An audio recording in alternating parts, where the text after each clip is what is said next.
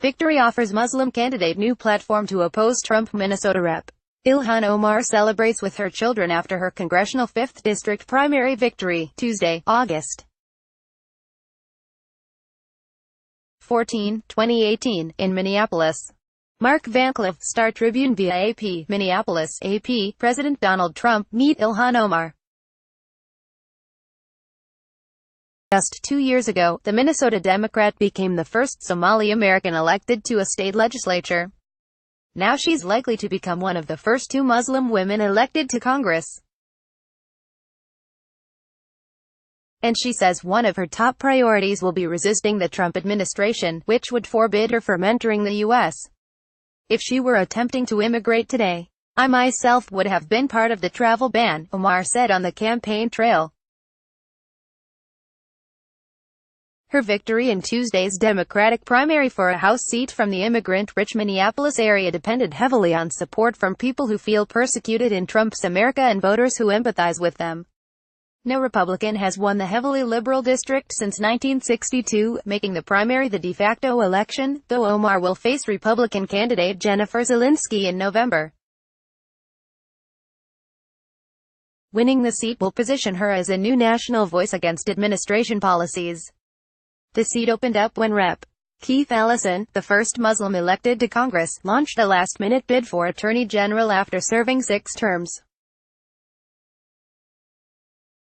Omar's victory over a crowded field marked the latest milestone in the meteoric political rise of a woman who spent her childhood in a Kenyan refugee camp and immigrated to the United States at age 12. She won her seat in the State House in 2016. On Tuesday, she defeated 2 more experienced candidates, former House Speaker Margaret Anderson Kelleher and State Sen.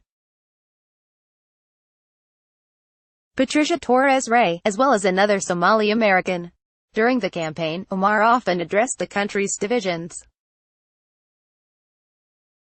There is a clear and dangerous crossroads to where our country finds itself, she told the group last month at a coffee shop.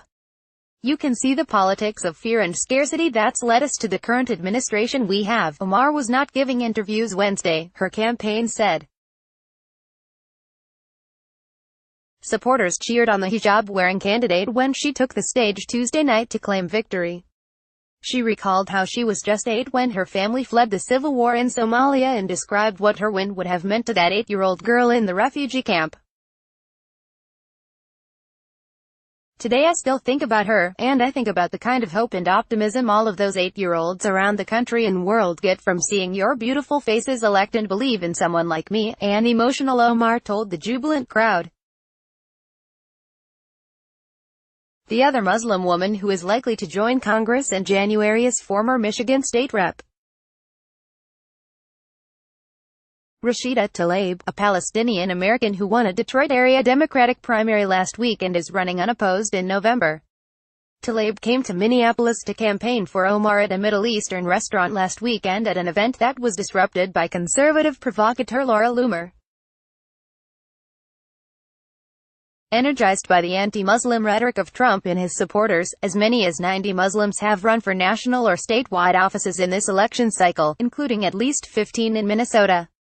They include Mohammed Noor, who won Tuesday's primary in Omar's State House district and will likely become the first Somali American man elected to the legislature, Hodan Hassan, a woman who won in a neighboring legislative district, and Fardousa Jama, a woman who advanced to the general election in a Mankato City Council race. I think it sends a strong message for inclusion, Noor said Wednesday of the victories. Our win didn't come just from the Somalis. We built a coalition, and that sends a message that people are sick and tired of the politics of fear. People want to include us in the political process, and they welcomed us into their homes. The victories reverberated beyond Minnesota, Noor said. It's not just a celebration here. It's a global celebration. I've been getting calls from all over the world, he said, citing Somalia and countries of the Somali diaspora as far away as Australia. Because Omar was in the Democratic minority in the Minnesota House, she has few legislative accomplishments. But she brought undeniable star power to the race, riding the fame from her history-making election to a spot on the cover of Time magazine. She also had a cameo in a recent Maroon 5 music video for Girls Like You, a song that played through the loudspeakers as Omar entered her victory party. Among those celebrating was Khalid Muhammad. The Star Tribune reported he wore an American flag draped around his shoulders while holding a Somali flag in hand. "This is back home," the 25-year-old told the newspaper as he gestured to the small light blue flag with a white star. "And this is home now," he added, wrapping the U.S. flag tighter around his chest.